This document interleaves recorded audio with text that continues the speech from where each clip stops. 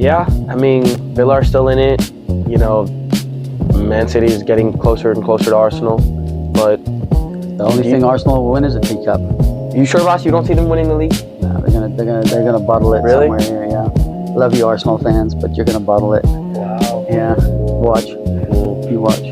They'll find a way. We'll find out. I mean, it is. If they win it, then I'll eat my words. Okay. 20 burpees. 20 burpees. All right. Only if you train at 1A. Wow. Okay. Good week. Yeah, Yeah. yeah. Yeah. Yes and no. Yes and no. Yeah, but for the most part, yeah. Training was good. Training was good. Yeah. That's good. Yeah. Business slow. Mm-hmm. Just need to get a little faster. Yeah. Obviously, spring break is coming, so Yeah. that was January was yeah. Oh, crazy things up. slow. Yeah. But that's that's the things of business, right? Yeah. It's Yeah. up, down, Yeah, and yeah, it's like a market. You got to so, stay like this. Yeah, you got to stay flat. Yeah. Yeah. Can't be Too getting emotional. crazy. Yeah. Exactly. Oh, that's good. All right. Let's start. Hey guys, welcome back to Training Ground, episode 1. Woohoo! We posted episode 0 last week. Got a decent amount of views. Obviously, we could do with a lot more, but I believe in consistency, and if you post consistently, everything will go up. So just got to stay consistent. But yes, today we're just still gonna be me and Coach Chris. We're thinking about bringing some guests in, maybe on the next episode. Yeah. We'll try to work that out. But yeah, I just want to unpack a few things today, and then let's just have a good conversation. Let's talk soccer. Let's talk smart. Let's do it. I want to jump in real quick. What did you think about yesterday's game? United. Well, they ran into a team that bunkered in. Mm-hmm. Just kind of, it reminded me of the game that United played against. Was it not City? Well, the one which was the game when Carrick first took over. He ran straight into Arsenal, right? Yeah, United. Man City. We played the first game with Man City. and we kind of bunkered in and hit them on the counters, and that's kind of what West Ham did to us. Mm-hmm. So lucky to come out with a draw. Yeah, Very lucky. I agree. I mean, if you look at it from a United point, 4 wins and 1 draw is Yeah, Carrick hasn't really lost. Yeah, No, he hasn't lost. He hasn't lost, and you think like a few months back, Ruben Amorim getting 3 wins would be wow. Like, we'd be happy with that. Yep. So I think this is That's what Roy Keane talked about. If it's a consistent 5-6 wins, now we know we're starting to build a rhythm. Yeah. But if we start losing, then it's a tight race at the top. Yeah, I mean, Villa are still in it. Man City is getting closer and closer to Arsenal, but the only thing Arsenal will win is a teacup. You sure, boss? You don't see them winning the league? No, they're gonna bottle it Really? somewhere here. Yeah, love you Arsenal fans, but you're gonna bottle it. Wow. Yeah, watch. You watch. They'll find a way. We'll find out. I mean, it is. If they win it, then I'll eat my words. Okay. 20 burpees. 20 burpees. Only if you train at 1A will you get that joke, but yeah, that's okay. I was hearing, I was like, people are still like, do you give Carrick the job at the end of the season? If he keeps going like he is, yeah. Yeah. Yeah, I like his demeanor. I like the way he handles the players. I like it how he's on the sideline. He's got a great staff with him. Mm-hmm. He's got some good guys behind him. Mm-hmm. Yeah, I'd give it to him. I give it to him too. If he'd been really chop and change, sure. Now let's wait until if they get that Champions League spot, because now they'll be playing. Because right now they're only playing once a week. Sure. You know what I mean? Sure. But if they get that Champions League spot, now we'll really find out what that team we are is. out of major tournaments, other major tournaments as well. Yeah. FA Cup no longer, Carabao Cup so you can focus on the league. Yeah. Yeah, which is probably the most important thing. But for sure. Yeah. I mean, but here's my thing. Like, do you see Carrick being like? It's my one doubt of like. Do you see him being this coach that understands what he wants in the future when it comes to like players and stuff? I mean, he's done great with the players he's been given, and he understands the formation. I think he's great. Like, yeah, he'll have to figure out who to buy, yeah, and that's going to be because that's the thing, you just don't know what's happening in that Yeah. club. It's who's running that. Who's running that part, Yeah. right? Because it seems to be disjointed. Mm-hmm. The sporting director. Yeah. So if everybody gets together on the same page, then you probably have some good buys. And then what kind of money do they have? Yeah. Yeah. And which You should watch Goldbridge if you're not sure. Yeah. He'll let you know. Hey, shout out Mark Goldbridge. Shout out the United Stand. Yeah. Look at that. We're Yeah. plugging you from Austin, Texas. Yeah. You got to give us something. Yep. Let's do a collaboration, man. Yeah. He's probably, yeah. No, yeah. He doesn't even know where we are yet. Hey, you never know. And maybe he does. He will one day. But yeah, no, I think the game yesterday was crazy. Obviously, these type of games always test managers. Like, I'm pretty sure when you probably coached, like, club, I'm pretty sure you went against teams that just were like, boxed in and kind of playing from the back and, just kind of knew that, you were the better team. And so they had both to, like, ways. kind of, I mean, I've been the coach that's at the youth level. You just don't know what you're going to get, right? Right. So if you haven't developed your group and you've got to try and help your kids get a result, you're going to be a little more defensive. But if you've developed your group and they're playing really well, you can get in on the attack. It also depends on the shape you play and what the players you have and what you're trying to accomplish. If you're playing with 4 in the back, you're trying to get the backs to develop and make runs out of the back. If you're playing with 3, that's different. Then you have your wing backs that are the ones that are going forward. This depends on what you're doing. And you would like any formations you really loved? 3-5-2. Oh, you're a 3-5-2 manager. Wow. Mm-hmm. I didn't see you as I thought you were a 4 at the back type of guy, boss. No, either way. Either way. But I love, like, if I want to teach an attacking philosophy where we attack with 5 and defend with 5, I like the 3-5-2. Wow. I just like the balance in the teams when you have a 3-5-2. Which team did you incorporate it in? A lot when I was at Lone Star Soccer Club, and then not so much when I left. Actually, I did with one capital team, but our director didn't like it, so we went back to a back 4. And then when I was at Georgetown, I did a back 4. But I was trying to teach the wing backs. Like, I wasn't worried about the shape. I was worried about teaching the wing backs to get forward, or the outside backs, I should say, not wing backs. But the 3-5-2 is just, if you can get these 2 to understand when to tuck and when to run, the outside players, it's a really beneficial. And then you have 2 holding or 1 attacking, or 2 attacking and 1 holding, depending on how good your holding midfielder is. And then your 2 up front is great because they can really press. If they press together, and then the attacking mid can come behind them. Yeah. Whereas if you're in a 3 front, these 2 are like this, and this one sits in the middle by itself. There's just different ways to do it. But yeah, I like those shapes.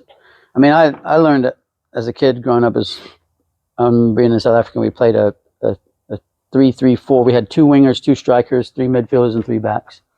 It was a WM. Wow. Yeah, really attacking style of play. Yeah. And you played right back for that team? Yeah. And that was a real attacking style of play. And then everything else was like 4-4-2 when I came to the States. As a kid, 4-4-2, 4-4-2, Yeah. That's what I played too a lot. It was 4-4, 4-3, 4-3-3 a little bit. Mostly would be 4-4-2. Yeah. We just always have 2 strikers. Did your coaches adjust your shape depending on what happened in the game? What happened, they did a little bit, That became a big thing. That became a big thing in youth coaching all of a sudden, where all of a sudden you were changing your shapes to adjust to teams and do things. Whereas when I grew up, it was a 4-4-2, and you just played, you either won the game or you lost. You stayed in the 4-4-2. Yeah. And now it's like there's you can drop back into a 4-5-1 if you drop the wingers back, so you can. That's what I was close saying. Things down. I remember. Yeah. We were playing. It was a Trident, and our coach it started 4-4-2, and then we scored like a few goals, and then he wanted us to just kind of control the game, so he did a 4-4-1, and then he just dropped us 4-5-1. Yeah, he just dropped us back, and then he just one strike. Yeah, I've done that before. Close out a game. Yeah, but I don't like the 4-5-1. I don't like it either, because then me and my left back were too like we're right here. Like, it just felt weird. I don't know. But whatever. Yeah. I mean, at that age, you know. Yeah.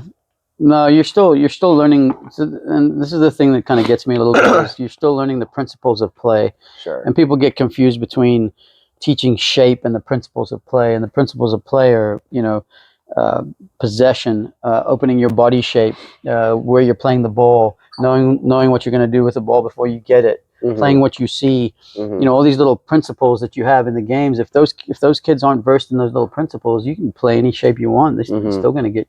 They're still going to lose Yeah. if they're not very good at keeping the ball. They can't Sure. mount attacks because they can't put passes together. Sure. So it's all the little principles of play. And in that, especially with the younger ones, I had just 3 or 4 things that I would teach them. I would say, you got to win the 50-50s.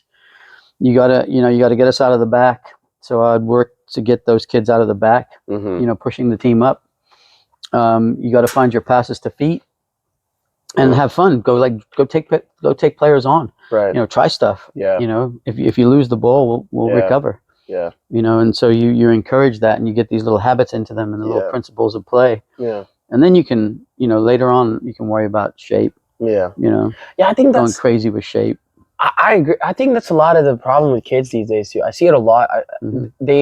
They're too afraid to do things because they're like, if I mess up 2 times, I'm pretty much done. And I'm just like, it's a 90-minute game, right? Yeah, like there's so many games I've watched, like Real Madrid, Ronaldo play. He's not even. You don't even see him for like 60 minutes, and then out of nowhere, boom, goal Shows up. Like 40-yard banger, Yeah. and then you forget that he the past 60 minutes that he did nothing, and you just remember that one thing where he nutmegged the dude and finished the goal, and it's like that's a highlight, right? And then absolutely. That's the only thing you remember from the game, right? Not that he was basically useless for 60 minutes, right? Like, I've seen him just walk around and moan and groan, and yeah. So you see it. I mean, the little kids, they play 30-minute halves, or and then they get older, they go to 90, 40, 60, and then it's 90 when they're older. Yeah. So 30-minute half. Let's say you're playing 9 versus 9 or 8 versus 8 or 5 versus 5, whatever it is, right?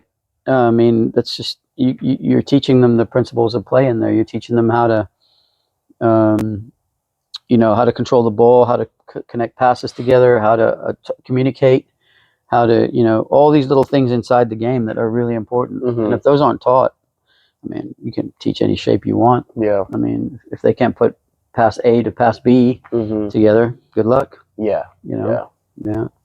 So, so that's kind of, you have to find your philosophy as a trainer, and you have to figure out how you're teaching those little things. We always used to do little,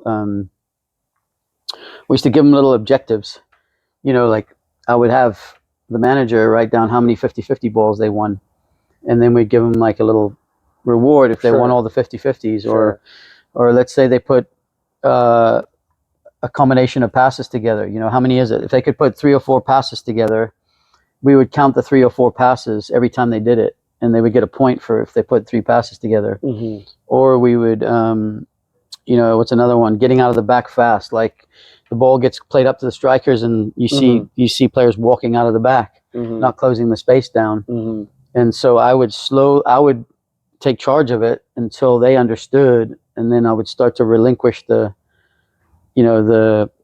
charge to them. Let them organize it. Let them see if they can do it. And it seems like we're on joystick control now with the youth players. Like we do everything for them. You have to get them, if you want them to be really creative and good players, you have to let them have some control of their game. Some responsibility. Yeah, they have to help each other on the field, and they have to talk and teach. And so it seems difficult because everybody wants to be involved in every little thing they do these days. Whether it's parental or whether it's coach or whether it's, And obviously, I know like, as much as you can share. Like, what if you had to, like, let's say, anyone coming in youth soccer or anybody, like, what would you recommend? Like, what should they watch? What should they like study? If like to become a better coach and to better understand. Are you talking about coach how or a player? Team plays. I would say right now just for like coaches. Coaches? Yeah. Okay, well, Maybe you have team, different kinds of coaches, right? You have coach coming in that played some semi-pro, college, or pro. Sure. They're going to have an understanding and a philosophy of what they want to teach. Sure. They get the game. if you're coming in and let's say you just played high school, but you're like, I love soccer, I want to coach. For sure. I mean, the biggest thing is you got to have a philosophy coming in. Like, what do you want to teach? You've got basically 3 or 4 things to think about. You've got technique, or the technical side. You've got tactical side. You've got mental side, and you've got the physical side, right? And you see a lot of young coaches come in, and if they're not versed in the game, they think that the kids have to do all this running. One of the things that we always learned is no lines, no laps, no lectures. Like, get them on a ball, get them working on their skills. So how you set that up? You come in, you set up your warm up. They do a little warm up with you. Was it going to be rondos, or it's going to be, technical, or Yeah. and then you have to figure out like how your sessions are going to be planned out. Yeah. And so, if you're not versed in that, or you're not quite sure because you have limited experience, I'm saying a college player but even there, sometimes, guys that come from college, or girls that come from college, Mhm. or they don't understand the parental thing. They don't understand how to grow a team because they've never really done it. They've played in a team, Sure. but that's one thing, playing versus trying to help kids Yeah. get better. Yeah. So you need some education. You need to go find how to set up sessions. You need to look for mentors. You need to look, Mhm. who's in your club that can help you. Sure. You need to understand what the parental aspect is, how you deal with parents meetings. Especially in America, it's pay to play. There's an expectation, right? And that seems to be happening around the world now. There's a lot of parental involvement in the team or their kid because they think their kid's really good, or they want to help the kid. Sure. So how do you deal with all these things that are about to come at you Mhm. in youth soccer? That's not easy. And then focusing on the game side, Mhm. not just like Right. that side. Any because I remember you and I have these conversations sometimes in Mhm. the office, and you're like, hey, you want to know who's a good coach? This guy. Like, you ever watch his videos? Like, maybe some people, famous coaches, Mhm. you recommend to younger coaches to be like, watch, study. Yeah, them, anything that some Arsene Wenger teams. does, the ex-Arsenal Mm. coach. I mean, I've watched Wenger put on sessions for young players Mhm. and talk about development. Anything that Ferguson did. I mean, Ferguson would drop back into his academy at United and make sure he had some very good coaches there. Youth coach off the top of my head, you should watch. I mean, a lot of times you get the college coach or the pro coach, Mhm. and that's a different level and environment. So you're talking about youth soccer. I'd go to Quover. Beal Quover is really good, but he does a lot of technical. Mhm. That's a really good reference for coaches. Mhm. If you want, Who was it? Veal Quover Soccer. Where is he? He's Belgian. He developed the Quover method, and the Quover method was really big in the 90s. He took a bunch of moves that pros did, and he put them together so kids could learn them. And Wow. he was a kind of a renegade. Yeah. And I've used a lot of. I mean, I still use Quover stuff in here. Yeah. Oh, that's cool. Yeah. I like his name. Yeah. Yeah. Veal Quover. Yeah. Yeah. The Quover method. Yeah. Ooh. No, it's still out there. You can get it on YouTube. Yeah. So anything like that, if you can find the Quover method, if you can find, if you're talking technical, which you're going to do a lot of when you're teaching youth players. Mhm. If you want to understand how to develop a player from an academy perspective, like Arsene Wenger is great because he always used to say from 7 to 13 is the prime age for technical. If they're not 2-footed by the time they're 13 and they can't pass a ball here to be, then, Sure. forget about it. Yeah. They're going to be average, or they're not going to be pros. Yeah. Wow. So that's fascinating. yeah, and then he said from 15 to 18, we're going to find out who wants to stay out of the disco. That's what he said. You know what I mean? Like, who really wants this? Sure, because then it's a mindset. Yeah. So I watched a lot of his stuff. Yeah. I watched a lot of. There used to be a German guy. God, I can't remember his name. He did a lot of youth technical. I'll have to get that name. God, I can't remember that guy's Was he name. like Bundesliga famous, or like? No, he was a youth coach. Oh, youth coach. Yeah, and he was just. So there's so much stuff out there. Yeah. You can. But I used to go to seminars. I used to do licensing and seminars. Yeah. So as much as you could, Sure. I used to go to national coaches conventions, and Mm-hmm. We should go to one in Boston. Yeah, no, they're Yeah, great. I would like to go to one. Yeah, it's a I lot know of you fun. can. They show you like new things and Oh, all that 100%. stuff. I remember I used to go to like gas station conventions with my dad, Mm-hmm. and they used to show crazy things like new refrigerators and Mhm. stuff. So I bet the soccer one is Oh, it's cool crazy. too. They have all the vendors there, and then they have Yeah. all these sessions that you can go Yeah, we to. should make like a work trip. It's yeah, we should do that. Yeah. So if you're a young aspiring coach, try to find a mentor in your club. Find a coach that's really good, that's been there for a while. It's a veteran. Sure. I've studied. That's another thing that I've done a lot of is I've gone and watched a million sessions of coaches that were in the club when I was a younger coach, and still trying to understand all this. I would go and find coaches that I could watch their sessions and learn from. You know, constantly trying to pick stuff up. Yeah. Visual learning is always great. Yep. You know, so. Just little tips, just little things that some people would say. Like, I'll give you a good example. I went to my B license and I was probably 30, 31, 30, somewhere around like there. 2 days ago. Yeah. Yeah. Okay. Funny guy. I got something for you. Yeah. So there was a guy, Tim Schultz there, and Tim had at that time was running. He was running Colorado Rush. Sure. And he said something to me about communicating with players when they're on the field and not distracting them. And I see a lot of coaches screaming at players, and so the players going, I'm hearing you, but I'm also trying to concentrate. So they go back and they see the coach and things are, and then all of a sudden they've got to go back to this big field with all these kids running at them. And then all of a sudden the ball's there. And he would say, he would yell at the kid, but then he asked the kid, if you heard me and you understood, just put your thumb up. And the kid would go, got it. And then keep playing. And it was a quick way to say, I understood you, coach. I hear you. And now I could go back and sit down and shut up. And that kid could keep playing. And there wasn't much of a distraction. And you hear a lot. You hear it coming from the parent sideline. You hear it coming. Everybody wants to give their 2 cents on what, but the players have to be able to make decisions. So how do you, that was eye-opening to me, because when I went back and said, hey, and it used to become a big joke, they'd go, you know what I mean? I got it, coach. Yeah. But you shut up and you let them do their thing. Yeah. So how you communicate and how you learn that is by going to all these courses. And and I've heard coaches say, I don't need to go to licensing. I don't need it. But you might just pick up 1 or 2 or 3 nuggets. Yeah. That will take your coaching to another level. Yeah. Your communication. Yeah. And then you meet tons of coaches there. Yeah. And all of a sudden you've got a network. Sure. To learn from. Yeah. So, put your ego aside, go to the licensing courses, try to learn as much as you can. It's not that they're going to teach you world-class tactics or, just a few things. But still, yeah.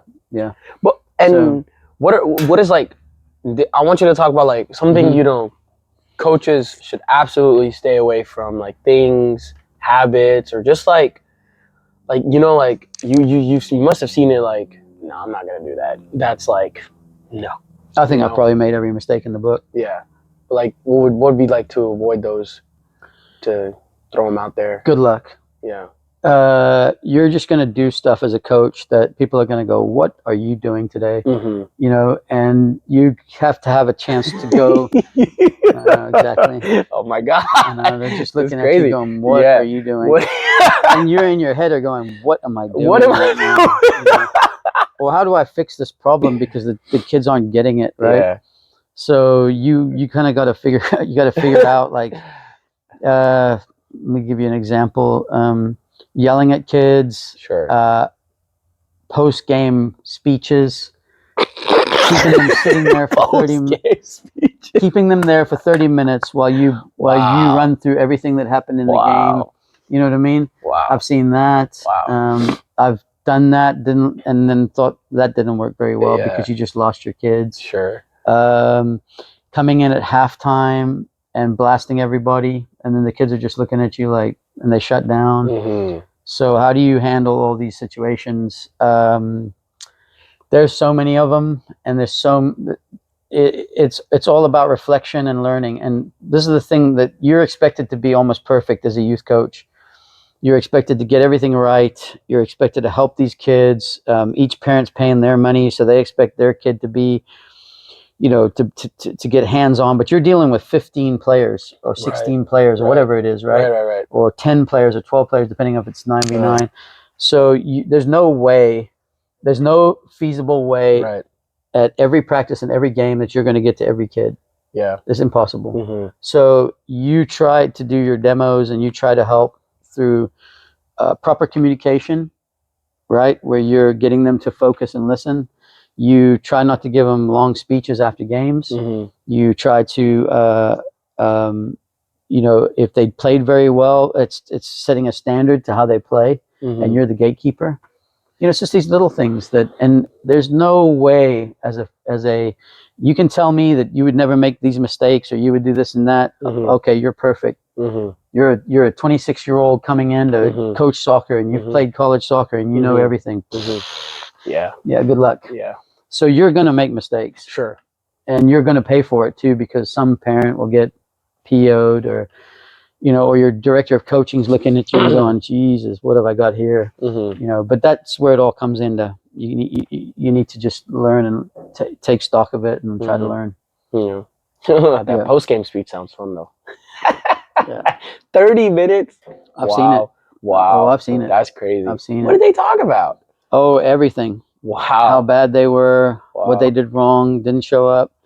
I've been under coaches where they ran us if we didn't show up ready to go. Right. And, but I'm okay with like punishment. Like, I've done that too. Like, I'm trying to think if I got 5 a.m. we have to train in the morning, run laps because we played really bad and we didn't communicate. Some of that stuff. Never. Yeah, I've witnessed coaches just going off on or making them run sprints after the game. You ever they had didn't like play parents really just like take over, trying to take over sometimes? Hmm? Yeah. Oh yeah. And it's just like super annoying. Oh yeah. Wow. Yeah, they think they own the place just because they paid their fee. Yeah. Yeah. Yeah, like and come and suggest you ideas like this. Oh, 100. Oh yeah, 100%. Wow. Yeah, don't sit in your chair. I had one guy. I was an older coach at that time. I'd been well into my career, and I would always sit in my chair or like on my bench, and then I would jump up and say what I needed to say. And he kind of came over and he was like, Coach, I really just, I wish you wouldn't sit in your chair like that. And oh, you don't want me sitting in my chair, really?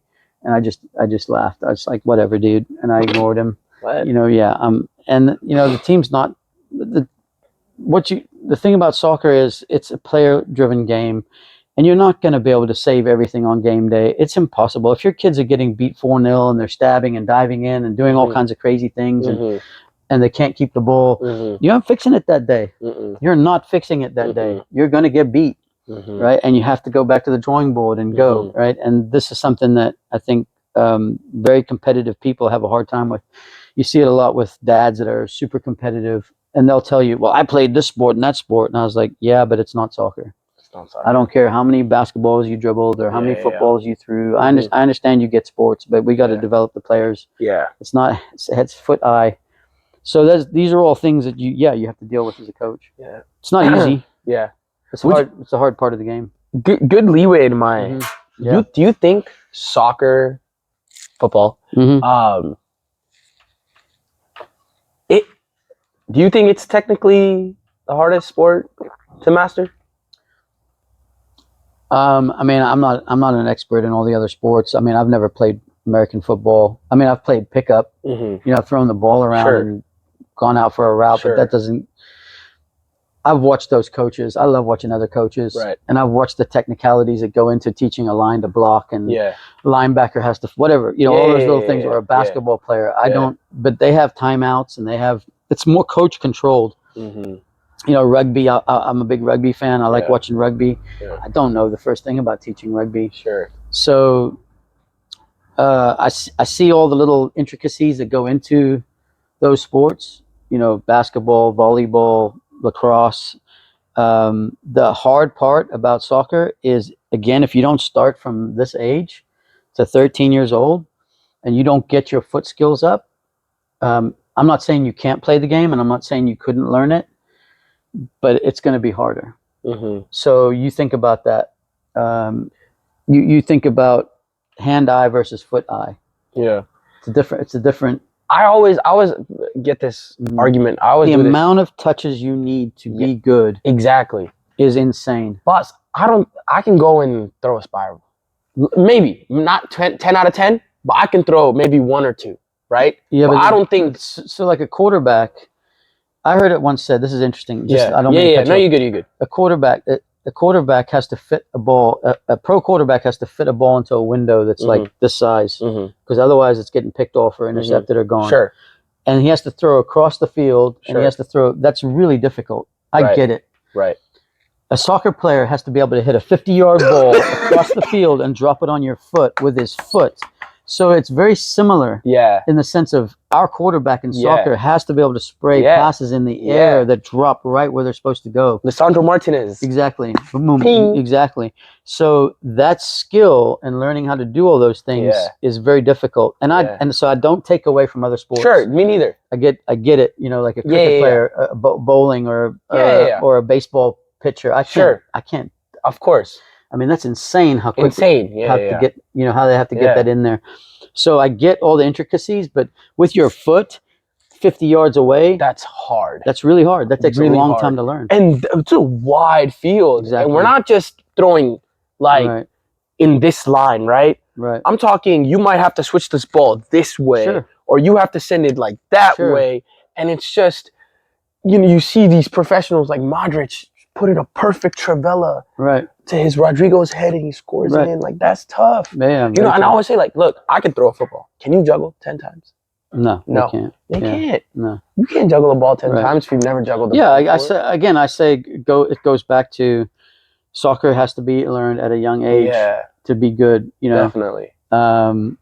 Basketball has all these little passes and things in it, and you have to play a long time to be. Sure. I think every sport has these intricacies, and if you don't play for a long time, it's very hard to develop those intricacies. So I don't bag on other sports. I respect it. It's and I'm not doing this. No, I didn't ask this to like hate on other sports. It's just I hear a lot of people going like, "Oh, soccer's easy. You just have to kick a ball from, pass, and you don't even like run a lot." I'm like, what? We don't have timeouts, bro. We only get a 15-minute halftime. Yeah. Like, we have to be on the field 45 minutes. You think about rugby and soccer came out of the same country, right? Yeah. And then rugby went its way and soccer went its way. And then football was developed out of rugby and soccer went all around the world. It's to kick that round ball all over the place and to make it go where you want it to go takes thousands of hours. You know what I mean? Thousands of hours. It's not easy. And again, I respect every other sport, but don't tell me that soccer's easy. Yeah. Because everybody would be doing it. Exactly. It's difficult. It's very, very. Yeah. You got to be an athlete. You got to have all the skill. I mean, I think that gets underestimated here in the States because they see it as a running game and they don't understand how much it takes to develop the skill level. And so they just think, well, you can run and chase that ball and be fine. Much harder. Yeah, you got to be able to. Plus, then you get on the field, and now you've got to make all these passes and have runs off of it. And teaching a kid to anticipate the run and then the pass. It's the run initiates the pass for the most part, right? Yeah. Sometimes the pass can initiate the run. Like if you say, get in that space and they go, then you play it. But most of the time, you're going, I'm going. Yeah. And you've got to hit the in stride or whatever. And you see parents get frustrated with that. Why aren't they making the run? Because they're watching the person with the ball. They're not looking at the space they're trying to get into. They don't get it yet. It's a concept. And it's difficult. It is. Yeah. And I think it's constant pressure. You know, in like basketball, you got a person scoring a point. You see all the 5 players get back onto their own side. And then you don't even defend up until when they come into your like half. Yeah, unless you press. Yeah. But you don't really see a lot of players like, you don't see press on the half court, You do, but at the higher levels. Yeah, but I'm just saying like, nobody's really like, you lose possession, let me press, Or like, because it's so much constant scoring. Sure. That like players are just like, all right, we'll just, let him come out and then we'll start a defensive whatever thing is. Right. Right? For the most part, yeah. For the most part. Yeah. You lose possession in soccer. Guardiola's on your he's on your butt being like, hey, you lost possession. Get that ball back right now. You got 6 seconds. You got 6 seconds. Yep, for sure. So it's scary, like especially when you start off young. Yep. What is going on? Like 100%. So many bodies around you. It's herd ball to start with. Yeah. Everybody's just and you just kick. Yeah, because they don't have a clue about how to dribble, and You know, gotta and be then composed. and then a lot of these countries that are really good, it's cultural. You know, the brother teaches the kid, or the dad teaches the kid, or Yeah. so it's cultural. Very Grow cultural. up watching it a lot. Yeah. All right, so I want to do a little fun thing Mhm. where we kind of take a break from just kind of talking about Mhm. and kind of for the video. Sure. So I want you to come up with a starting five, and Mhm. I will do one too. Mhm. But it has to be players that start with the first letter of your name. So like for you it would be C. Mhm. For me it would be like R. Mhm. Right, and you can do last name or first name. That doesn't matter. Okay. All right. All So just think of like so you need a goalie, one defender, and then 3 attackers, or like a midfield attack combination. Okay. Can't just be 5 on the field. Yeah. No, you need a goalie. Okay. You Yeah, need you a need to have a goalie. goalie. Yeah. Can I choose a first name or last name? Does it have to be a no, first name? It could be both. Like you can Okay. choose a last name or a first name. All But right. it has to start with the. Peter Check. Okay, sure. So that's Chris. Check. There you go. H. Mm. Who would be an H? No pressure here. No. It has to be with a C. No, I did. Check. Yeah, check, and then every player C Oh. with the first letter of your name. Oh, first letter of my Yeah, name. yeah, Sorry. letter. No, you're good. You're good. Okay, I Yeah. didn't So hear you that got part. check. That's fine. Okay. Now you need a defender with C. God Almighty. Mm-hmm. Who starts with a C? Current player, past player, doesn't matter. Any player that was a defender, one defender.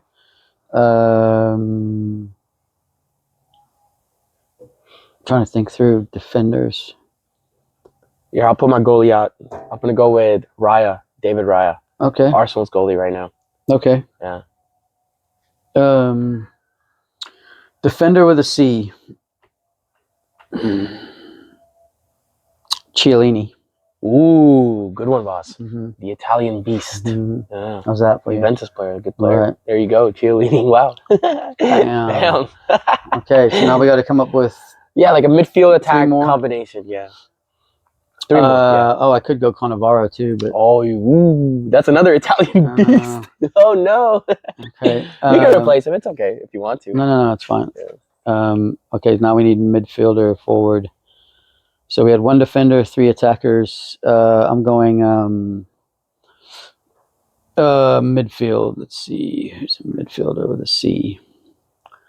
Trying to think back through my.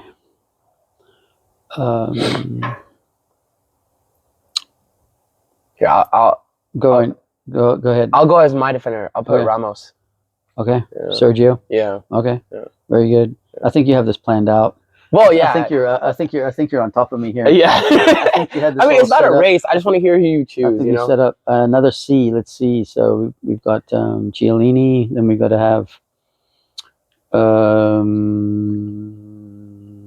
was a C?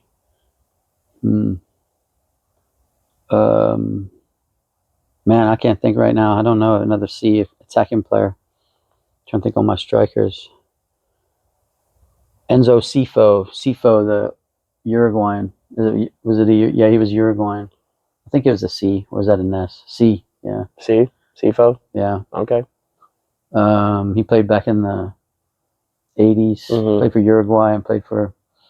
then we need 2 more. Damn. Don't forget the GOAT, boss. Unless you don't want him in the team. Which GOAT? Our Cruyff. GOAT. Oh, there you go. Yeah, I'll take Cruyff in the midfield. Yeah, there you go. What am I talking about? Yeah. I knew it was somewhere in there. Yeah. And then you found him. yeah. And then in the no, you can't pick King because it's K. Yeah. No. Our GOAT. He's right there. Yeah, Cristiano. Yeah, there you go. Yeah. Yeah. True. Yeah. All right, there you have it. There you have it. So it's Enzo Cifo, Cannavaro. No, Chiellini. Chiellini. Check. Great keeper, by the way. Yeah. And then Cristiano, and then who was it? What did we say? Cruyff. Yeah, you got to put Cruyff in there. Okay. All right. All right. And then I'm not happy with my keeper, but besides Raya, I don't really remember anybody with an R, unless you know of anyone. But I'll take Raya. Ramos. Mm-hmm. R9. No, come on. Come on! Nah, Come you tried on! to slide it Come in there, on! dude. Come You on! can't slide that in there like that. Come on! No. Ronaldo phenomenon. No. No. Just went off. You lost. Ronaldo. Yeah, Nazario, but his Ronaldo still. Okay. Okay. All right. Ronaldinho. Okay. Yeah. And then obviously I would take Cristiano, but for the sake of it, I won't. And I'll take Rivaldo. Okay. Yeah, I'm going Brazilian. Rivaldo was good. Yeah, exactly. He's a really good player. Yeah. Trying to think of some other C's. Yeah. I thought for the center back you might go like Carvalho or someone. Yeah. No, I didn't. It didn't come to the brain. Yeah. The three brain cells were fighting with each other. All right. Yeah. All right. There you go. That's a starting five. Hey, Okay. put down in the comments, would your like starting five be with the first letter of your name? That's always a good one Yeah. to That's a brain people to talk teaser. about. Yeah. Yeah. Trying to have to think of some other C's. Yeah. You had Cafu. Yeah. Oh, That's a really good one. That's a good one right there. Yeah. I don't know, defense. Brazilians got it. Yeah. Think about Brazilians. They used to be so good. I mean, they're still good, but They're still good. way crazy back then, you know? Yeah. Crazy. Who else? Let's see.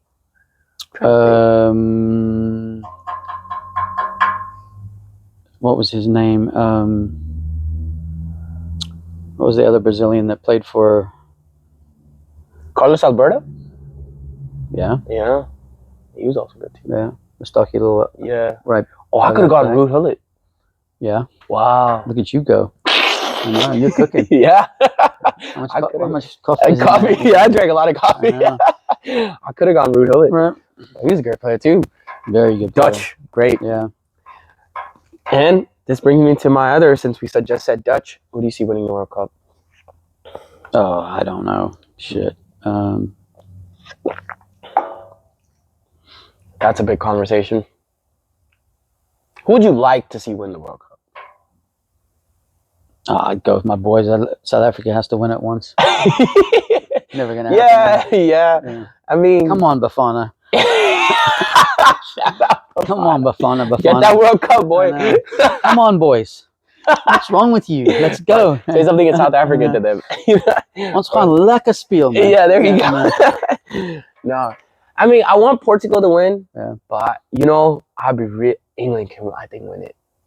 England, to me, have the best squad on paper. Now, I know the mentality matters a lot when it comes to the World Cup, and England have always suffered. As long as they don't think about 1966 anymore. There you go. Yeah. Even then, like, there have so many times when they've made it to the finals and semifinals and just mentality, you know, like, they need that mental strength. A bit unlucky.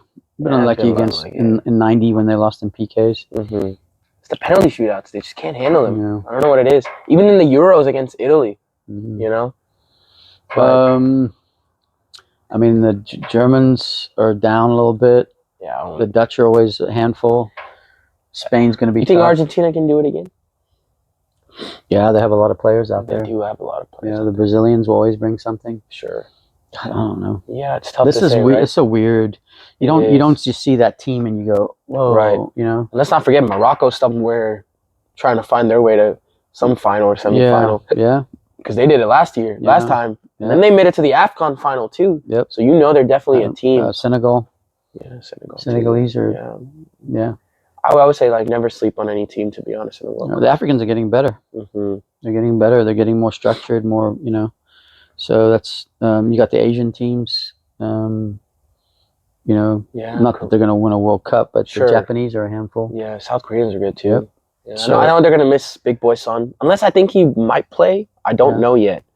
But it's gonna be fun. Yeah, it's an interesting one. And I'm excited to see, you know, because the World Cup always brings these random players that you've never seen play before, and then they get a Real Madrid contract because they play so good, you know, in the World Cup. What was the kid from Colombian kid? James Rodriguez. Yeah. And then remember Enzo That could Fernandez. be one of your boys. Yeah. Yeah. Yeah. 90 World Cup was Scalacci, Yeah. the Italian. He came out of nowhere. Nowhere, bang, bang, right? bang, bang, goal, goal, Yeah. goal. Yeah. 82 was Paulo Rossi. Yeah. Yeah. They I'm always- taking you back here. But Yeah, you are. Yeah. Yeah. I remember, like from last World Cup, it was Enzo Fernandez. Yeah. You know, he got that Chelsea contract, Yeah. So there's always a player that shines, you know. 94, I watched here in Texas. I watched in Dallas. I watched Argentina, Bulgaria. I was about to see Maradona play, and they banned him. Mm-hmm. And then I saw the quarterfinal. It was Brazil Holland when Bronco bent one around the wall. Wow. Yeah, beat the Dutch. How much are the tickets back then? Oh, dude, I don't remember.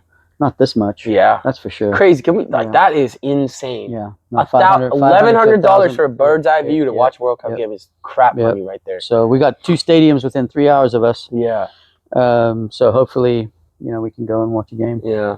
Hey, boss, if you're not doing anything June 17th, Yep. come with me. Okay. Just to the stadium. Yep. I'm just going to the stadium. Yeah, we'll see. Yeah. You can always, maybe someone will be burning some tickets outside. Yeah, we'll see. Yeah. They still charge a lot. Yeah. I'm just gonna go. Who knows? Well, who knows? All right. So No, you definitely want to go and soak up the environment. that's what I'm saying. Yeah, Like, I it's want to fun. see. I want to meet people from In Portugal. '90, I did that. Yeah. I went to Italy and Milan and Rome and just hung out with everybody. Right. That's what I'm saying. Yeah. Like, I go to the stadium, Yeah. do a little everybody's there, coming to the stadium. Yeah. You meet a lot of Portuguese people. Yeah. Celebrate.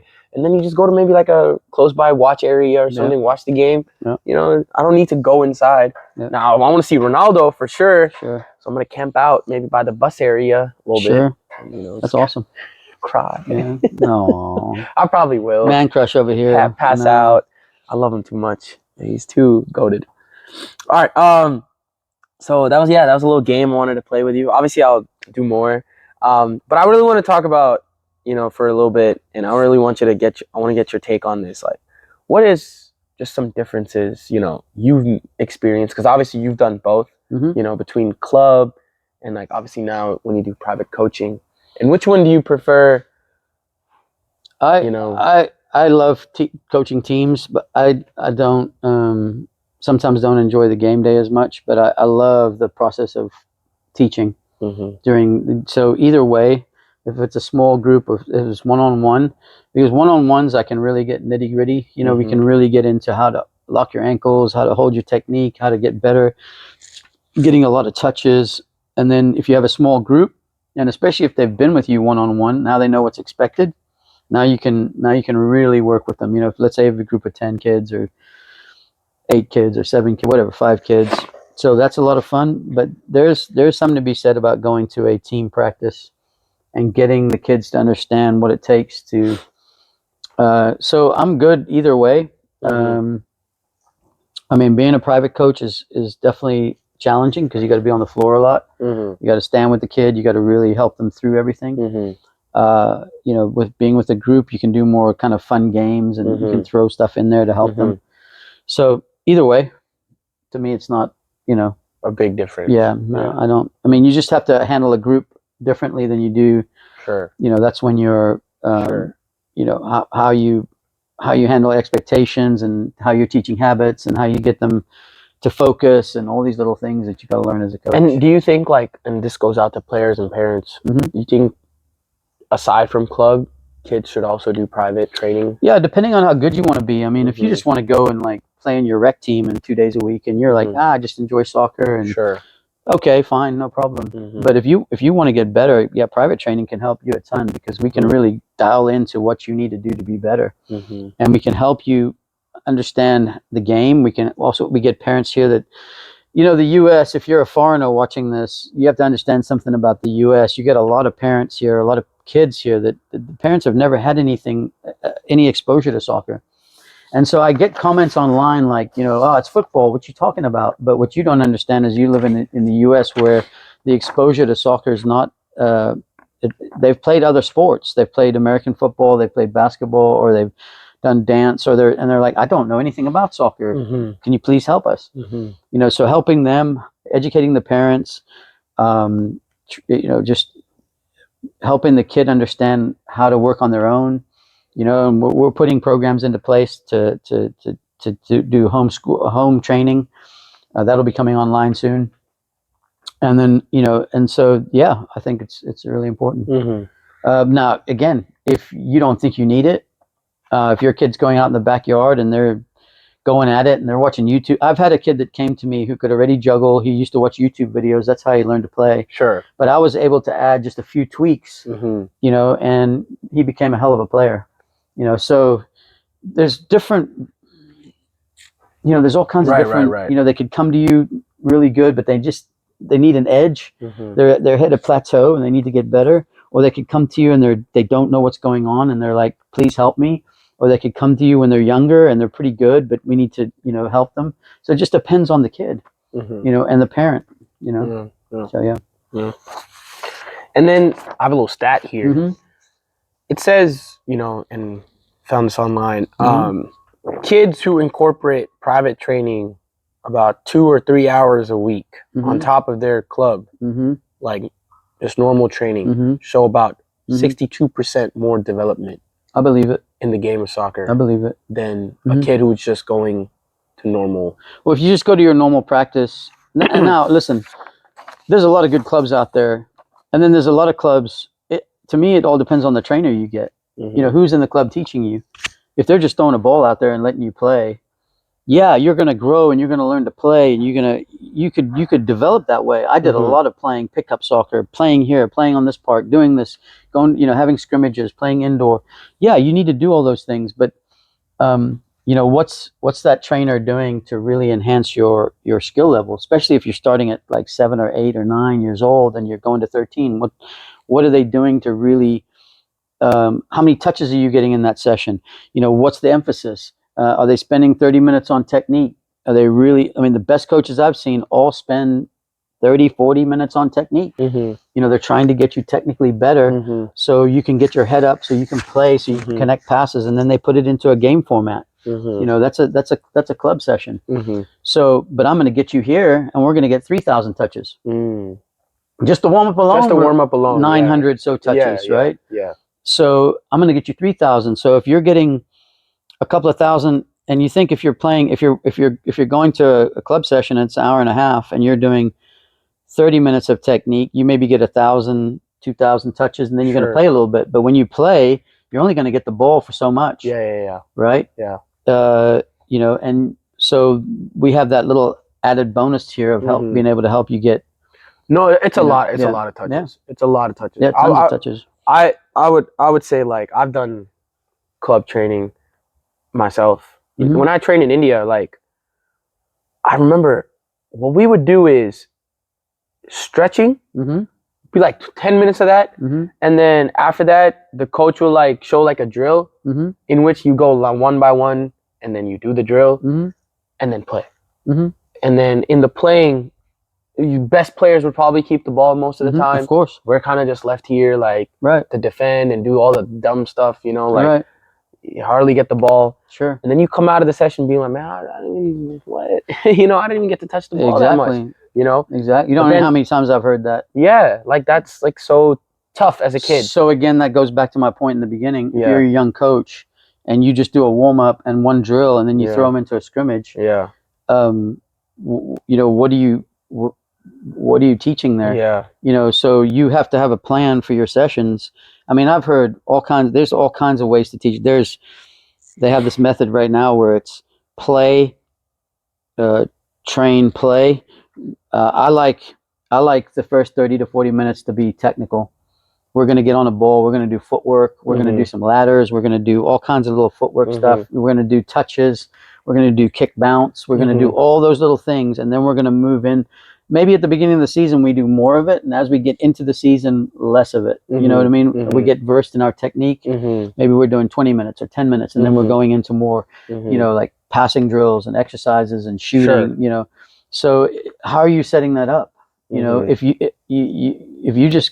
it's just a couple of drills and then you throw the kids out to play, I'm not saying they're not going to grow. They're touching the ball, but as you said, the best players are going to get the ball. Yeah. And they're going to dribble through everybody. But then you could also point to that kid and say, now, how the rest of you what are you going to do? Yeah. What are you going to do at home to get better? Sure. So if you don't go home and work with the ball, best of luck. Yeah. Soccer's very demanding when it comes to like, you gotta have a relationship with the ball. Yep. You got to love it. You gotta love it a lot. Yeah. Yeah, that always. So everything helps. Pickup soccer, indoor soccer, futsal soccer, training with your club. If you just go to 2 days of practice and then you're sitting there going, why am I not getting better? Or why are these other kids that maybe are going and doing private training, playing futsal indoor, playing, doing all these different things. Why are they getting so much better than me? That's why. They're touching the ball, they're making decisions, they're getting advice, they're working with trainers to help them. They're getting better. So yeah. And that's always the thing. Like, I didn't know. I thought, like, you know, I didn't know that private training existed until I actually saw this place. I thought, you know, just people just train by themselves. You know, like I used to do it a lot after training, like team. I would just go around and do my own training. And, you know, watch YouTube videos of how to do that and all that stuff. But like again, I would say like that's home training though. Yeah. That's you being, you know, creative. Exactly, like extra with it. But like I do agree. Like if I had a way to like get on to private coaching, I would do that so much. Like if I was 15, oh my God, boss! If I had this at 15, you'd live in here. Oh my God, I would be in here so much. I know. Just constantly trying to train. Because I believe in like, I think when you have to focus on training. Right. Yes, play. For sure, you should play. Sure. But you should not just. We're overplayed. Yeah. In the U.S., it's this tournament, that tournament, 5 games a week, 3 games on weekends. It should be 1 game on a weekend, and you should train more. Yes, so I agree on training skill, and then you go and you try it out. Yes. You know what I mean? Yes. So, yeah, sorry about that. No, you good. So you know, shut that off. Good. And what would you say? Have you ever done like ID camps and stuff? Yeah. As a coach. Yeah. Yeah. Well, what would you recommend to like players out there? Like I've taken players to ID camps or run an ID camp. Like you run one. No, I've seen a ton of them. I haven't. ID camps are really college coaches. Okay. So they're not really. So it's more of a college coach thing. I mean, I've taken a lot of teams to tournaments that have college coaches there. I've gone and I've suggested certain ID camps, try them out. So I've had a lot of kids go to these ID camps. What would you recommend to like players out there, you know, who are trying to go to ID camps? Like, what do they should be, you know, what should they do? What should they not do? Things like that. I mean, everything's about your first touch. College coaches can see if you can play within like 5 minutes. They're not stupid. They can see a kid that has great first touch and is making decisions. I mean, we saw it at ODP all the time. You know, this kid would stick out in the first 5 minutes, like dribbling skills, first touch, playing balls, moving off the ball, running, and you're like, oh, there's your player. Bing. The hard one is the kid that holds everything together in the team, but they kind of hide, but they're really good, but they're not flashy. You know, finding that player.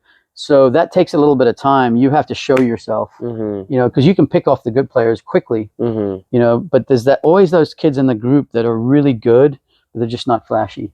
So you need a day or two to really watch and see those kids. So that kid right there, make an impression, be louder, you know, wear different colored socks, do something that stands out where a coach can see you and identify you. Like, hey, you remember that kid with the socks, or you know, that crazy jersey that they're wearing, or you come up to the coach and, hey coach, I'm so and so, and you introduce yourself. I mean, if you're just a bump on a log and you walk by and you don't say anything to the coach, you won't even say hello. We used to have a running joke because some of the players would just walk right past, not even say hello. And one of my former coaches, he'd go, hello, how are you guys? You know, in a sarcastic way, right? To get them to come out of their shell. And so, you know, I mean, the Dutch have a thing called TIPS: technique, insight, personality, and speed. You got to show all those, right? So you got to show your technique, you got to show your insight to the game. You got to come with some personality. If you're just a bump on a log and you don't, I'm not saying you can't be quiet and play, but then you better stand out. You know, I'm not saying you don't have to be yelling at everybody, but what's your personality? You know, if you're just like, I mean, nobody wants to see that player. Right. You know, so what are you doing? You know, preparation, hydration, diet, sleep, having your gear ready to go. You know, if you show up the field and your gear's not ready and you haven't hydrated and you're not, and you tank during the session because you're not ready to go, coach is going to see that. They're not dumb. You know, they've been doing this for a while. They're going to spot you. Like a minute. I need out, coach. I can't go anymore. Oh, really? Okay. Or here's the other one. Here's the other one. Go and play right wing. I don't play right wing. Okay, go sit down on the bench. You know, you play wherever I put you. Exactly. You know what I mean? Like, show me what you got. Like, don't, you know, so those little things. You gotta be open to everything. Everything. You can't be closed off or, you know, I don't care. I played every position right back, center mid, Yeah. you know, Same. everything. Goalie. Winger, goalie when I was 10. So when I was 10. everything, Yeah. you know, just be open to, you know, You recommend be like coachable. play safe or show sometimes fear, like not fear and Take chances. Yeah, do dumb. Yeah, be, trying the kid that puts that ball through the space for someone running onto it, that threads that pass, you go. Yeah. Or that kid that beats two players and scores off that, you're like, okay, creative. Or that defender that goes in and closes somebody down and is talking to their back line as, come on, you step here, I'll step to this ball. I got it, I'm stepping. That kid right there, you're going, okay, communication's great. Look, they're taking charge in the back. Sure. The kid that's like dead quiet, doesn't step, and then doesn't communicate with their teammate. You know, the right back goes and they barely get out there to help the right back. Check, cross, no. Yeah. Wow. So yeah, you got to be, you got to have the personality. Sure. And I think personality is a big thing, you know, like always. You see so many quiet players, just quiet. And, you know, you see goalkeepers is the other one. Like in our day, like if a keeper was coming for the ball, keeper, you know what I mean? Bang. And you're like, okay, I'm getting out of the way because he's coming through. Yeah. You know, now you see them not even say a word and bat the ball down. Yeah. You know, and you're like, what is that? Yeah. You know, or they don't command their box. They don't, you know, they don't command their back four. They don't say anything. They're quiet. You're not going to make it at the next level if you're that, you know? Yeah. No, I think keepers need to show a lot of I had personality. a goalkeeper and I hope, you know, I think she's still on my Facebook stuff, but she was so vocal and she would come out behind the back line and tell everybody if she had it. And, you know, just, you know, you love those kind of kids, right? Right. And fearless. One-on-ones, you know, that kid's great. If you're just a bump on a log and you don't come and you're just kind of out there, and then you get the parent that always tries to protect that kid that's a bump on the log, you know, and that doesn't really compete or play, and well, you know, they don't, and it's like, dude, you got to find your competitive streak. You got to show us something. It's not the coach's job to, like, you know, to bring you out of your personality. If you don't, if you can't talk on the field and do things. Here's another one. They'll come in here and they go, I never get the ball. And I'm like, well, how are you asking for it? If you're like, ball, what do you think's going to happen? If you don't show if you're sitting there with a ball and I'm like, I'm here, Ricky, ball. Yeah, I'm like, nah. Yeah, exactly. I'd rather not pass you. Absolutely. You're not giving it to me. Nah. But if I'm like, ball, Ricky, you're like, you're going to give it to me. Like, okay, he's got confidence. Let's play off each other. Bang, bang, bang. These things so 1, 2, little combo. Things start to happen, right? But if you don't, then yeah, you got to get in there. Yeah. Personality is a big thing in soccer, I would say. You know, like, you got to show some. It's not just being competitive. It's like you want to, like, shine as a player, and you gotta. You know, I always think, like, people always do this thing where they're like, oh, don't be selfish as a player, don't be this and don't be that. No, I understand that part, but sometimes just to give yourself a little bit of the edge, you kind of have to walk into a game and be like, you know what, I'm gonna be the main character for today. Sure. You know, like, just even though I'm gonna help my team, I'm gonna try to be like a main character. Let's say you're the right back. Yeah. And all of a sudden the ball goes into midfield and there's this huge space in front of you. Yeah. And you don't go. Yeah. And I'm like, I'll be yelling at you, you know. Come on. But if you see that space and you're sprinting into that space and all of a sudden that midfielder finds you and now you're hitting it to the winger and you're running through, that's personality. That's you coming out of the back, you know. Exactly. Yeah. Taking that risk. Yeah. Or you're in attacking mid and you're turn and you start, like, flying at them and then all of a sudden your runs are coming off the two strikers and they're able to run because you're dribbling at people. Yeah. You know, And I've done it too. I've been at times where I'm playing games, you know, I'm gonna play safe today. I'm going to get my few passes in, keep everything nice and safe. You know, I'm not going to do too much, play with the team. But then, you know, at the end of the day, when you go home and you either won or lost, you feel like you were just there, you know, and you don't feel like you did anything. We've all had those. You know, exactly. Yeah. So I always think, like, if you get a whole team with great personality and you get everybody just thinking, like, you know what, today is the day. Like, we all can do it. Yeah. I think we've all had those teams that they would just come to play. Yeah. Yeah, exactly. I've had several of them where they just bring it. You know, and you just got to get out of their way. Get out of their way, let them play. You know. Yeah. Make small adjustments, help them at halftime, and just let them go. You know. That's always. Yeah. Yeah, all those little things. That's always a thing. Yeah. So, well, did you ever happen to, like, I don't know, I'm going back to your young playing career. Actually, Mhm. did you ever happen? Like, did you ever want? What was the mission? What was? Because obviously, you got into coaching afterwards, and you started like, oh, I really like coaching and stuff. But Mhm. at times, were you thinking like, I want to make it as a professional Sure, player? of course. Everybody's Yeah. dream is to be a pro. Sure. Yeah, I mean, not everybody's going to be a pro. Mhm. I mean, sure. I mean, would I have wanted to play for Man United or whatever? Yeah, you of know, course. yeah, of course, man. Yeah. That was, that's Yeah. that's what I watched as a kid. Yeah. But I mean, I'm 5'6", 7 inches Mhm. tall. I'm like slower than molasses, and Mhm. I had good skills, but probably of getting to that next level was just not going to be there. Mhm. Sometimes you just have to come to the realization you're just Right. not going to be, it's just not going to happen, and then you got to figure out what's next.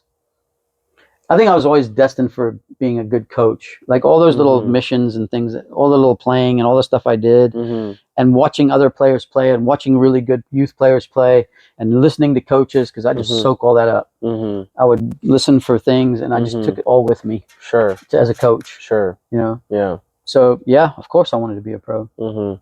And were there ever chances of it being like, maybe of it not happening, but if you were like, you know what, if I had done this, it would have put me like, now I wouldn't say close, but it put me on this path. One of the biggest lessons I ever learned was I had a buddy who was, rest in peace, Rob Wells. Yep. Shout out to Rob Wells. He went to Division 3 in Germany, and he had this crazy drive to get there. Mhm. And I probably should have worked way harder. Like there was times when I worked really, really hard, and then there was times when I didn't. Right. So, and then he called me like we were talking, and he's like, you need to get over here, get yourself fit, get over here, you can do this. And I didn't take that little chance, like just to go and just try it. I played with a really good men's team here that was How old a were lot you of ex-pros. when this conversation happened? 19, 20, 18, 19, 20. Oh, okay. Yeah, so we were pretty young. Yeah. Yeah. So the one thing I took away from that was I was never going to let an opportunity pass me by, Mhm. and I was going to do what I wanted to do. Hence, I said here. And so there was this kind of battle in me to, do you take the chance to go do it? And I should have probably done more, because I played with a bunch of ex-pros here, and I didn't do badly. Again, probably limited, athletically. Sure. Size-wise, had good skills, but so you just came to terms with it, Mhm. So I didn't take that chance. Should have, could have, would have, Mhm. Yeah. And that's what I bring this conversation up because, like, obviously there's people watching, and then it's always good advice to be like, you know what, I should have done something about it, but I didn't do it because of this. But It's not that I wasn't playing at a level here. Right. Now you're talking about going overseas is what I didn't go. Mhm. Like I played with guys that I played with one guy that played for Everton. I played with a bunch of guys that Mhm. were really good players. Yeah. Whether you get to that next level or not is a whole different. Right. Well, yeah. I mean, the next level is the next level. Yeah. Like, Yeah. people don't understand that. Yeah. These guys make it look easy on Maybe TV. you played D3 or Yeah. Division 3 or Division 4 or something, or Yeah. you're still a good player. There's a lot of good players out there, and they can pass stuff on, and a lot of good players don't make good coaches. Mhm. They don't. Mhm. They did it, and they don't know how to communicate it. Mhm. Well, yeah. I mean, same way, like, Yeah. players who haven't played Mhm. are really good coaches. Mhm. Example, Jose Mourinho. Mhm. Great Mhm. coach. Hasn't played. I don't think he's played. Played semi-pro level. A little bit, yeah, Yeah. right? But still, like, you think you need to be, like, at the professional to become a coach, but No. I don't think so. No. I think it's a philosophy, you can find yourself to be a really good coach, and, Yeah. But I like that you said that not to pass any opportunity by, and that you learn from that. And I always think that's a big thing, because, when I was a kid, a lot of times I was forced into this box of being like, okay, you got to do what everyone else does, right? That's how you play safe. That's how you play Like that's how you stick to the script, right? Mhm. You know, go to college, get your software engineer Sure. degree or your doctorate degree Sure, or sure. all that crap, you know, or your lawyer degree, and you're sorted in life. And I Sure. was always like, no, I want to play. I want to play soccer. Mhm. I want to do something with soccer, Mhm. right? And I'm not saying that it's not a risk. It's Mhm. definitely a risk, and you need 1,000 things to go your way. No, 1,000,000,000 things to go your Mhm. way. But would I have changed it even now? No, because Right. I don't think I would be the person I am today Right. if I had become that other guy. Right. You know what I mean? Yeah, you can go and play college soccer. You can play semi-pro soccer. You can get into UPSL. You can. There's a million things you could do. You can Mhm. coach. There's a million things you can do. You don't have to have been a star for Man United to Sure. you know to teach the game and help Yeah. youth players. Yeah. I mean, you get a lot of arrogant coaches out there that will say, well, he never played anywhere. I hear that shit. And I'm just like, excuse my language, but No. You know, guys said that really. he never played anywhere. What's his career? And it's like, I've been watching this game since I was 4 years old. Yeah. That's a Exactly. lot. Yeah. So you can help, you can do things. So Yeah. don't, if you feel like didn't make it as a player and you didn't have this great career, but you want to give back. I mean, just give back. Just do it. Just do it. Mm-hmm. Just do it. Yeah. Yeah. Nike. Oh, you were a number right now, boss. Mhm. Nike. Okay, that's cool. Yeah. Um, Have fun with it, man. yeah, you definitely have to have players. fun with it. Yeah. I would say so. Like, Yeah. you need to have fun with it because other than that, even soccer can feel mundane. You know, you see a lot of players like right now. I think Isak is going through it. Alexander Isak for Liverpool. I feel like he's not enjoying his game. Like the whole pressure. Well, yeah, every player goes through a bad spouts and good That spouts little- and finding their, mojo back and Yeah. stuff. I think that's the biggest thing. it's hard to get back if you lose it. And If you go through a bout of lack of confidence, I've had it as a player where That's what I'm saying. I Yeah. lost confidence and the coach didn't seem like he believed in me, or Right. whatever it was, right? You just think you can't play anymore. Yeah, He's like, you- what happened? I yeah. trained all these years and Yeah. I've lost everything. Yeah, you know, don't want like- to step on the field. Yep, in there. Yeah. Everybody's been there. And then you just had to go away from that environment and go and find your, Sure. But I think becoming an adult, you learn how to overcome adversity. You learn how to mentally tougher. If you're 14, 15, 16, you're very impressionable, especially if you have very high-powered coaches, that played at a very high level. Mhm. So you want to please, right? You want to make it like you want to help. Right. You want to please that coach. You want to do everything right. Yeah. And that can be the coach has some responsibility in taking that pressure off you Mhm. and helping you with that. Mhm. Don't worry about everything. Let's just play. I'm here for you, man. Right. Instead of like, oh, you didn't get it right, Mhm. you got to find that little. And coaches aren't for every player, and every player is not for every coach. Yeah. Doesn't always work. Yeah. Some kids just don't like you, or they don't get along with you. Yeah. It's just the way it is. Like Ibrahimovic and Pep Guardiola Yeah. did not like each other. No. I'm not sure. I heard it. I think you've heard it too. Everett said this story where like Scholesy made like he got a red card. He wasn't supposed to get a red card, Mm-hmm. and then for usually Sir Alex Ferguson after the Mhm. game he give you the Mm-hmm. everybody, but he said nothing to Scholesy. Oh yeah. He said nothing. No, yeah. He's like, what? Everyone was like, I thought today Scholesy was gonna get hit on. Yeah. Like come on. Yeah. And then he's like, he didn't say anything. He's like, Scholes, come on, man, Yeah. relax, Yeah. and that's it. And we, everyone was like, we thought he's gonna get scolded on today. So there's always favorites. Yeah, again, the next level up is a whole nother. You're playing for money. You're playing to It's a career. You pay your salary. You're playing all that stuff. That's a lot of pressure. I mean, we're talking about kids, man. Yeah. Let them enjoy the game until Exactly. they get like. You see the little 10-year-old that everybody's just like, whoa, Yeah. like that kid's gonna be phenomenal. Uh-huh. And then there's another kid that's not so good behind them, and then the 10-year-old gets to 14 or 15 and they're done. They're finished. Finished. Because everybody labeled them a superstar at 10, and then Yeah. here comes this other kid. Yeah. Trying to boom. prove people wrong. Yeah, and stuff. because like the little chip on the shoulder, like, Exactly. oh, really? So, don't just. Yeah. Anyway.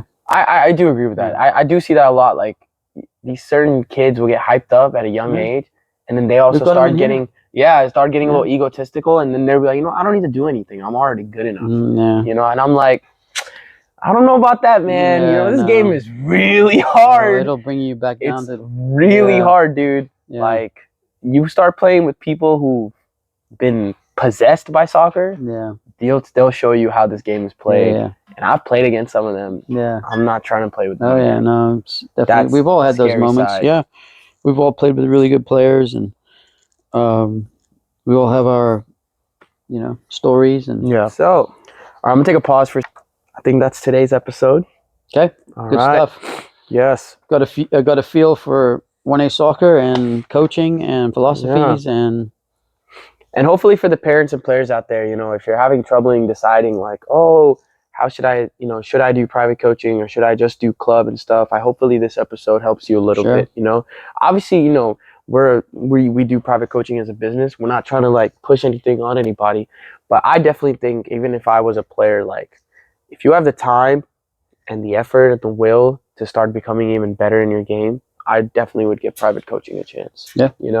It's just think about like, don't even think about the idea of like, oh, somebody's going to like, show me what to do and show me how to do it. Just think about another hour of just you touches on the ball. having touches on the ball. And I mean, even the pros are getting private lessons. I mean, I Exactly. can show you YouTube videos of Messi with a private coach. yeah, Working on all his basics. yeah, Rashford, Yeah. Foden, Yeah. everyone off season this summer when Carrington's closed, Yeah. you got to find something to do. Sure. You can't just take the summer off. Then you're gonna show up to preseason unfit. Absolutely. Pretty much game over right there. All right, and then obviously, again, quick reminder: we do have Springs Break camps coming up. We got the skill builders in the morning. We got the junior skills class in the afternoon, and then obviously the advanced class later on. So we're trying to get. We'll put those links below. Yeah, we'll put the links below in the description. Please check out our website, 1asoccer.org, Instagram, social media, everything will be in the description below as well. And yeah, thank you for watching, and hopefully we see you guys in here pretty soon.